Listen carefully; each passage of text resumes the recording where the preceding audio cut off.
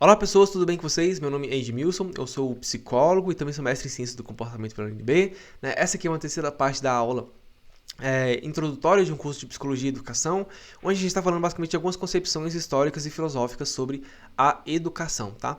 Nessa aula aqui a gente vai falar um pouco sobre Schopenhauer e a sua concepção de educação. Schopenhauer foi basicamente um filósofo alemão, tá? E ele publicou o livro O Mundo como Vontade e Representação, que é basicamente a sua maior obra publicada.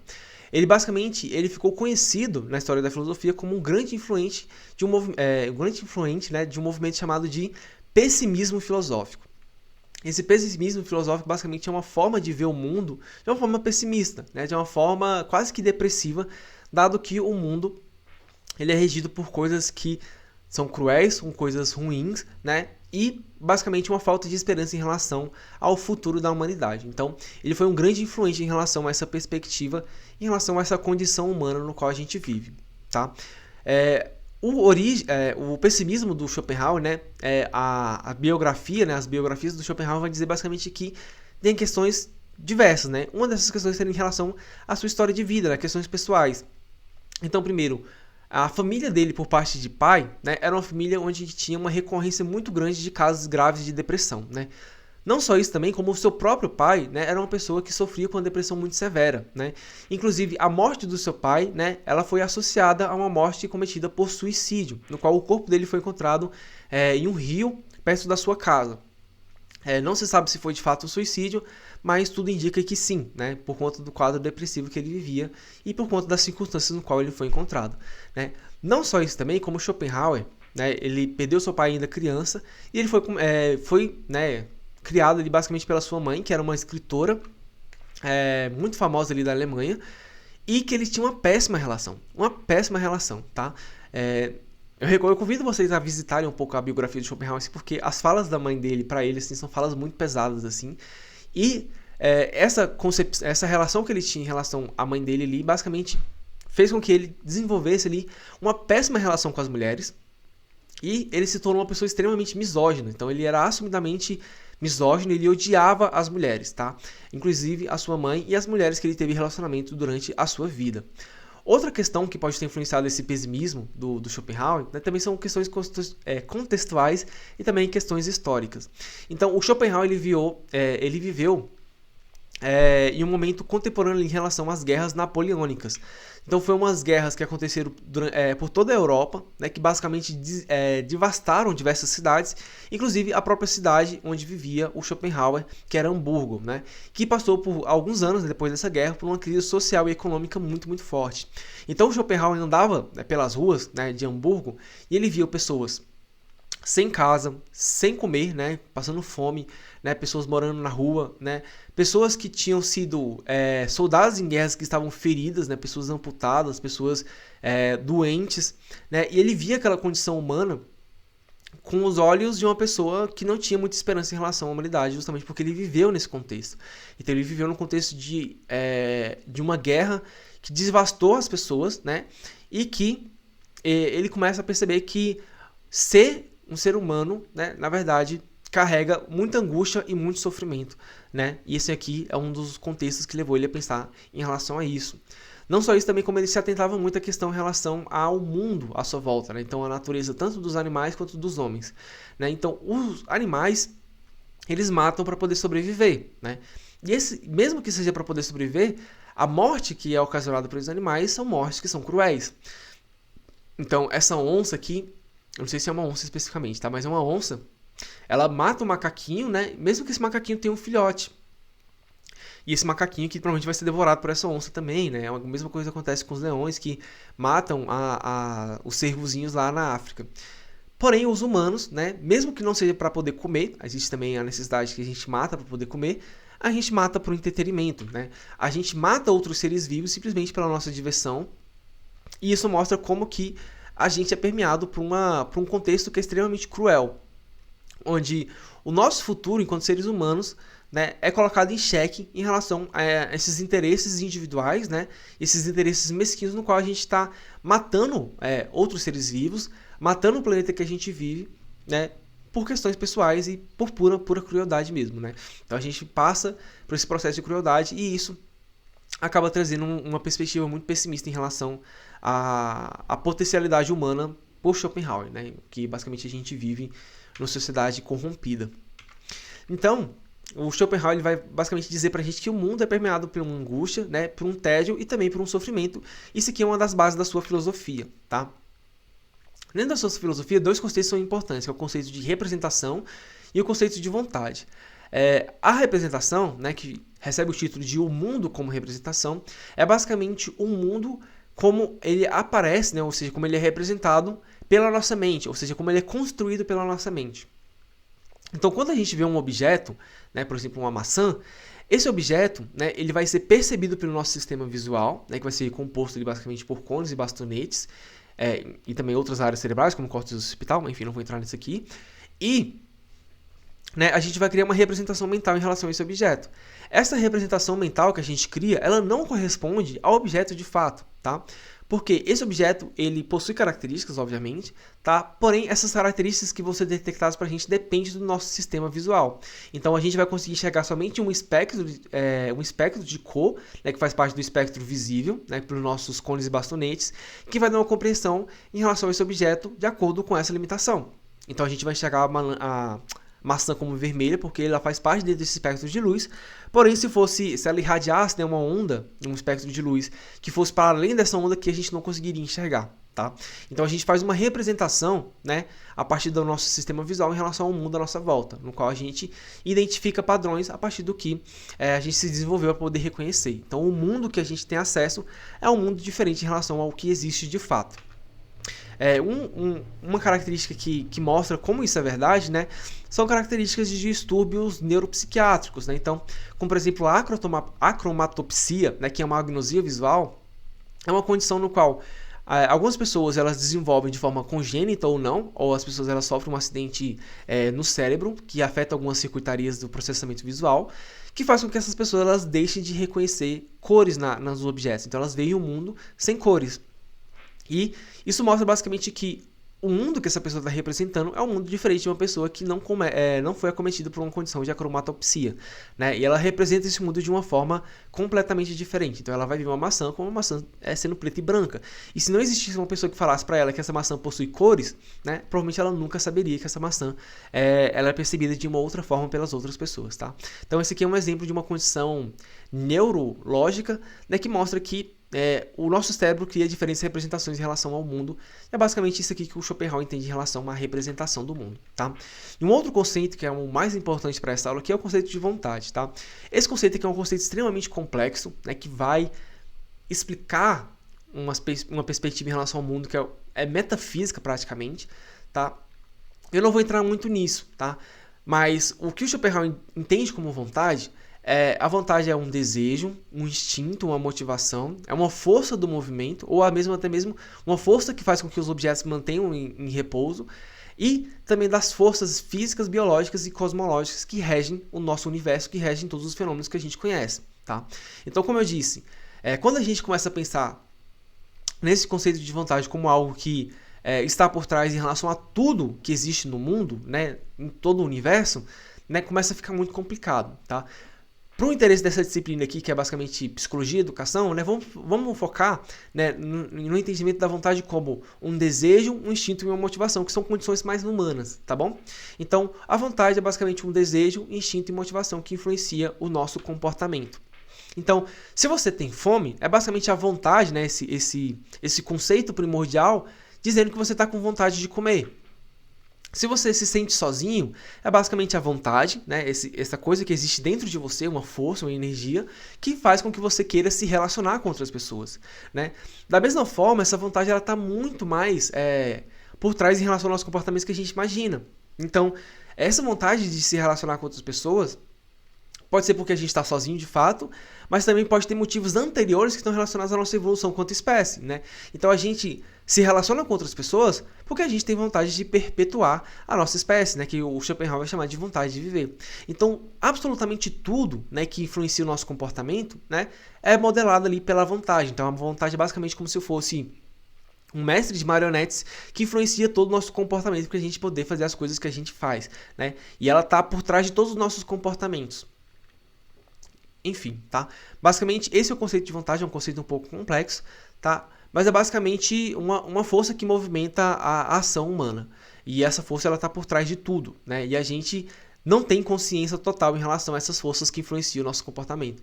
A gente pode dizer que a gente se relaciona e a gente tem filhos porque a gente quer viver uma vida feliz com a nossa família, etc. Mas, na verdade, né, existe uma força anterior a isso, que seria basicamente um processo evolutivo de que a gente precisa se reproduzir para que a nossa espécie conseguir prosperar e perpetuar na história. Né? Um processo de sobrevivência entre a gente, e a vontade estaria por trás desse processo de sobrevivência.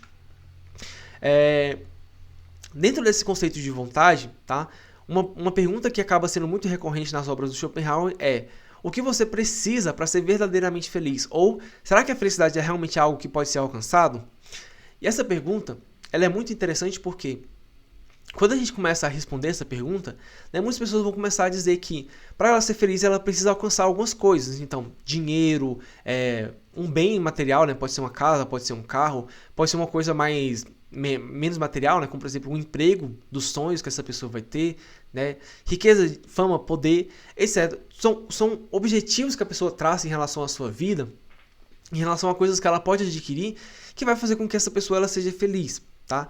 Essas coisas, né, são conhecidas como bem relativos por Schopenhauer, justamente porque são coisas que a gente procura, né, que elas existem na nossa mente para poder saciar a nossa vontade.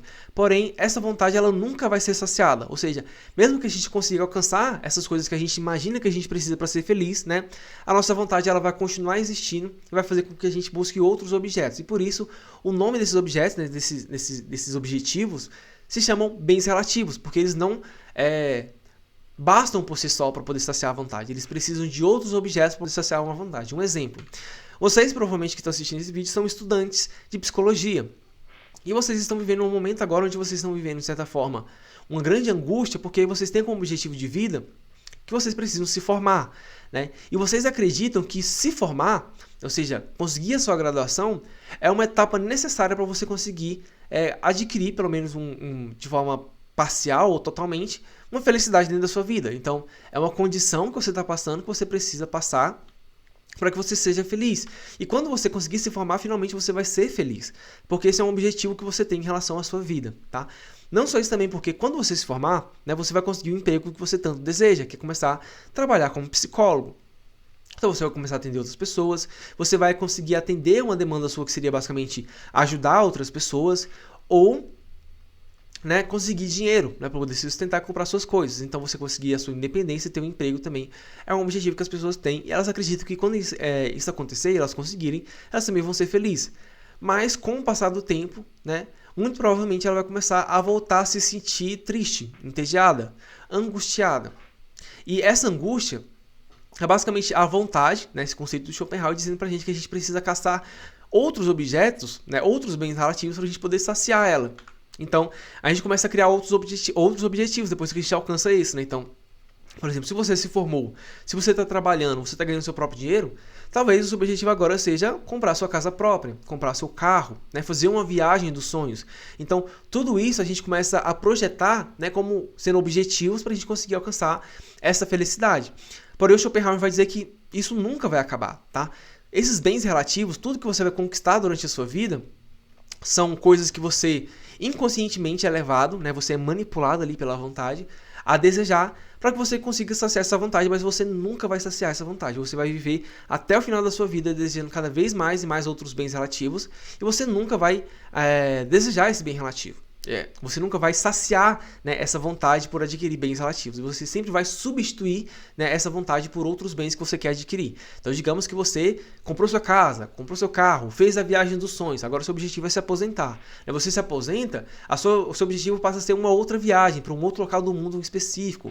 O seu objetivo é você ter netos, sei lá, né? As pessoas elas traçam alguns objetivos em relação à vida delas e basicamente elas vão traçando esses objetivos como requisitos para que elas consigam criar essa satisfação, né? Criar essa condição para que elas sejam felizes, tá? E isso vai durar basicamente infinito, segundo Schopenhauer. Por isso o nome desse conceito é de bem relativo, que é um bem que é influenciado ali pelas nossas vontades e ele que nunca vai ser saciado. Então, aqui entra uma das máximas mais importantes, né, e mais reconhecidas do Schopenhauer, que seria que a vida, né, ela é uma constante oscilação entre a ânsia de ter e o tédio de possuir. Você tem a ânsia de ter porque você é manipulado pela sua vontade, então você fica querendo alcançar esses objetivos.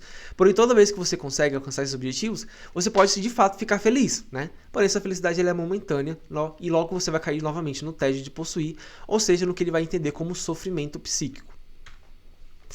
E aí, né, só fazendo um parênteses aqui bem rapidamente, né, o conceito de vontade do Schopenhauer é muito semelhante ao conceito de inconsciente do Freud. O conceito do Schopenhauer do Schopenhauer, a única diferença é basicamente que ele é muito mais amplo, né? Então, ele tem a intenção de explicar, né, comportamentos que vão para além do ser humano, que vão para além dos objetos materiais biológicos, né? E vão falar sobre objetos, como por exemplo, que são imateriais, sobre física, sobre objetos que são influenciados por forças físicas, né? Como por exemplo a gravidade, etc. Então, a vontade está por trás de tudo isso, mas também explica em relação ao comportamento humano. E o Freud, né? Ele foi um dos leitores assíduos, né, do Schopenhauer. Ele utilizou esse conceito de vontade como outro nome, que ele chamou de inconsciente, para poder falar especificamente em relação a questões que a vontade influencia nos seres humanos, né? Então, desejos sexuais, instintos, pressões sociais, etc. Então, tem esse meme aqui, né? Então, Freud copia, só não faz igual, né? E o Freud, vixe, complicado, né? Isso aí. Enfim, fechando esse parêntese, essa concepção em relação à vontade do Schopenhauer mostra pra gente, então, que será que a gente está condenado a viver, então, para sempre nesse tédio, angústia e tristeza de que a gente vai ser manipulado por essa vontade, no qual a gente vai querer adquirir bens, né? A gente vai conseguir recompensas que são temporárias, ou a gente vai conseguir felicidade porque a gente se formou, porque a gente está atuando na profissão que a gente quer, porque a gente comprou nossa casa, comprou nosso carro, porém, logo em seguida, a gente vai cair no tédio novamente. Logo em seguida, a gente vai voltar a ser triste. A gente vai viver isso infinitamente. Então, será que a gente realmente está condenado a viver uma vida infeliz, segundo Schopenhauer? A resposta é sim. Nossa, desculpa, gente. A resposta é não. Saiu um pouco do personagem aqui de psicólogo. Não, gente. A gente não é condenado a viver triste, tá? A gente consegue sim, de fato, ser feliz nessa vida. E como que isso é possível? Basicamente, quando a gente começa a procurar um bem que não é um bem relativo, e sim um bem que ele termina em si mesmo, que é chamado de bem em si mesmo, tá? Então, né, os bens em si mesmo, eles são basicamente bens que têm como principal característica a capacidade de saciar essa vontade, né? Ou seja, de controlar essa vontade a ponto que a gente comece a ter mais controle em relação ao que a gente quer e ao que a gente faz em relação à nossa vida, né? É algo que basicamente produz uma satisfação plena, né? O que o Schopenhauer vai chamar basicamente de uma ataraxia ou uma nirvana. Para que a gente consiga conseguir esses bens em si mesmo, basicamente a gente precisa de conhecimento. Então, a vida filosófica, a vida que é voltada, né, por esse amor ao conhecimento, que é a filosofia, né, é basicamente o bem em si mesmo em si, ou o caminho para o bem em si mesmo. E a gente só consegue alcançar esse conhecimento quando a gente começa a passar por um processo de educação, ou seja, um processo de formação filosófica. Então, conhecer em relação a si mesmo e também conhecer o mundo à sua volta. E essa aqui é uma das últimas respostas que Schopenhauer dá em relação à construção e ao alcance em relação a uma vida mais feliz, né? Que muitas pessoas vão questionar, muitas pessoas criticam essa concepção, mas que mostram basicamente que a gente é influenciado pelo meio que a gente vive, as nossas vontades elas vão guiar o nosso comportamento, e quando a gente começa a conhecer em relação ao que é a vontade e como é que ela manipula os nossos comportamentos, né, não só isso, como também o nosso papel no mundo, né, a gente começa a ter um controle maior em relação a essas vontades, e a gente evita a gente ficar naquele ciclo infinito de ficar, né, saciando a nossa vontade temporariamente e depois ser escravo novamente dela. Então, né, conhecendo nossa relação com o mundo novamente, a gente volta para aquela máxima do Platão, né, que é o conhecer-se a si mesmo, e quando a gente conhece a si mesmo, né, a gente deixa de ser refém nas nossas vontades, ou seja, deixa de ser refém em relação a esse ser imaterial que influencia o nosso comportamento e que manipula a gente e que leva a gente a viver uma vida de ciclos de infelicidade, ok? E aí, né, vamos fazer algumas reflexões, né, para poder finalizar essa aula aqui em relação à educação atual. Então, atualmente, por exemplo, é muito comum a gente ver discussões políticas onde que a filosofia e a sociologia ela tem cada vez menos prestígio dentro da educação formal, né? Então, existem muitos projetos por políticos conservadores que querem tirar essas disciplinas da matriz curricular dos estudantes, né? A gente tem que se perguntar por que esses políticos querem tirar essas disciplinas dessas pessoas, né? Qual vai ser o ônus para a sociedade ou o bônus para a sociedade em relação à extinção dessas filosofias na formação de um cidadão? Pensando em relação às 3 aulas que a gente teve, nessas 3 partes de aulas que a gente teve em relação a Foucault, Platão, Rousseau e agora o Schopenhauer, né? O que esses filósofos eles dizem para a gente em relação ao papel da filosofia e da sociologia para a formação das pessoas, né? E por que algumas pessoas têm interesse de tirar essa disciplina na vida dessas pessoas? Além disso também, né, voltando em relação àquela reflexão em relação à educação profissional. Então, 27,5% de aumento em relação à educação profissional na educação brasileira nos últimos anos. Por que a gente tem tanto interesse em formar pessoas que são trabalhadoras, né, pessoas que vão ser economicamente úteis, do que formar cidadãos pensadores, cidadãos que têm uma alta consciência em relação a si mesmos e em relação ao mundo à sua volta? Qual é o interesse dessas pessoas em relação a isso, né? Além disso também, né, a gente tem cada vez mais pessoas que fogem do ambiente escolar, né? Então pessoas que abandonam, né, seja por necessidade ou seja por simplesmente ideologia própria, a necessidade de frequentar uma escola. Então, por que isso acontece? Por que a gente está tendo uma queda em relação ao nível de escolarização das pessoas, né? Além disso, a gente tem formas de avaliação em relação a essa educação brasileira. Então, algumas pesquisas têm mostrado que a nossa educação ela tem piorado, né, com o decorrer dos anos. Por que isso tem acontecido? O que aconteceu nos últimos anos que tem piorado essa educação, né? Quais são os critérios que são utilizados para poder avaliar essa educação, né? E por que a gente está saindo tão mal nesse tipo de avaliação? E por fim, né, a gente tem algumas práticas dentro das escolas, né, que visam justamente desenvolver, né, e educar as pessoas em relação a alguns conceitos que são menos conteudistas, né, que são menos profissionalizantes. Então, por exemplo, educação sexual, educação emocional é uma perspectiva que nós psicólogos cada vez mais queremos implementar dentro das escolas, porque a gente não quer só formar um trabalhador, mas também quer formar um indivíduo que consiga lidar com suas próprias questões, que tenha uma vida saudável. Porém, existe um movimento muito grande dentro da política brasileira de que não é aceitável a implementação desse tipo de educação sexual dentro das escolas. Qual é a intenção dessas pessoas em relação à proibição da educação sexual e emocional dentro dessas escolas? O que acontece aqui? Quem sai privilegiado e quem sai prejudicado quando a gente não consegue implementar uma educação sexual e uma educação emocional dentro das escolas? Então, a partir dessa aula aqui, em relação a concepções filosóficas da educação, né, eu queria que vocês pensassem em relação ao contexto atual que vocês estão vivendo, né, em relação ao que está acontecendo no cenário da educação, né, e como que essa concepção diferente em relação à educação, que vai para além de uma perspectiva produtivista, né, pode contribuir para a educação no nosso país, na nossa escola, e como que a gente, que nós somos psicólogos, podemos atuar nesse contexto aqui para poder lidar com essas situações aqui, seja positivamente ou seja negativamente, tá? Aqui, né, eu deixo um roteirinho de estudos, então é interessante que vocês passem por essas questões aqui, tentem responder, né, se vocês conseguirem responder escrevendo, melhor ainda, porque vocês, quando vocês escrevem, vocês leem 2 vezes, né, então vocês conseguem fixar melhor esses conhecimentos aqui. Então, deixo essas questões aqui para vocês poderem organizar um roteiro de estudos. E, basicamente, essa aqui é a aula, tá? Na próxima aula a gente vai falar um pouco sobre a relação entre a psicologia e a educação e a história da psicologia escolar no Brasil, tá? Muito obrigado se você assistiu o vídeo até aqui, eu vou ficando por aqui. Valeu, falou e até mais.